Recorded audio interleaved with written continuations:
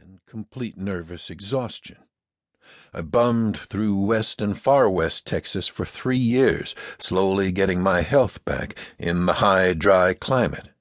Then I returned to Fort Worth and went back to the hotel. A group of gangsters made me their distributor for bootleg whiskey. The dubious honor was thrust upon me practically at gunpoint. I plotted to get even, simultaneously recouping my fortunes.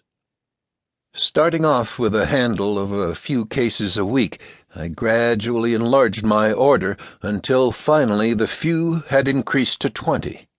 In order to do this, I had to wholesale the stuff to other hotel employees at a very short profit, and sometimes no profit at all. But that was all right. The total proceeds from the 20 cases were to be my profit. I intended to dump them for a minimum of $3,000 and then skip town. My gangster associates could whistle for the dough I owed them.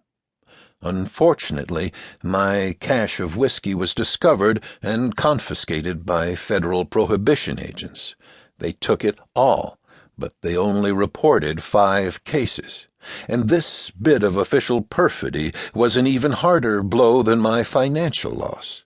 It prevented me from making a new start with the gangsters. It deprived me of any valid excuse for not paying their bill. I had the alternative of paying up or getting my head beaten off, or, of course, leaving town. So, with approximately 1/30th of my anticipated $3,000, a little less than $100, I loaded Mom and Freddie into the car and headed north. Our destination was Nebraska, and we were not nearly so downhearted as we headed toward it as one might think. Mom's parents lived in a small Nebraska town, and she and Freddie would be welcome with them for a time. As soon as I could arrange it, they would join me in Lincoln, where I hoped to enter the state university. I was sorely in need of some higher education, as an editor acquaintance had pointed out. He had also pointed out that I was much more apt to wind up dead than as the writer I hoped to be, unless I abandoned the course I was following. We chugged along quite cheerfully for a matter of 5 or 10 miles. Then the car began to reveal its overall worthlessness. The motor steamed and smoked. It clattered, pounded, and roared. I pulled off the road and lifted the hood. A brief examination uncovered the terrible truth. The crankcase was filled with sawdust and tractor oil. It had been doctored thusly to conceal a flat crankshaft, the one incurable ailment of the Model T Ford. No repair, as the term is usually used, would correct the difficulty for more than a few hours. We needed a new shaft, new bearings, new rods, and other internal accessories. Briefly, and it would have cost us little more, we needed a new motor. It took us 2 days to get to Oklahoma City, a distance of 250 miles.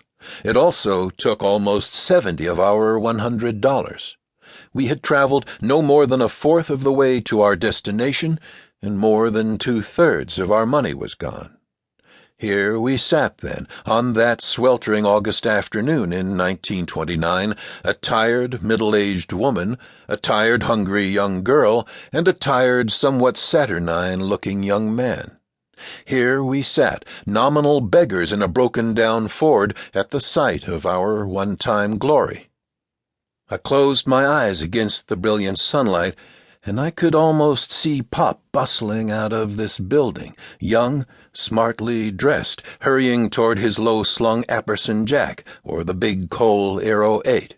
I could see us all riding home together, out to the big high-ceilinged house with its book-lined walls. I could see the friendly face of the cook as she dished up the dinner. I could taste... I opened my eyes again. Mom gave me a frown. "Now that's a nice way to talk," she said. "That's nice language to use in front of your mother and sister."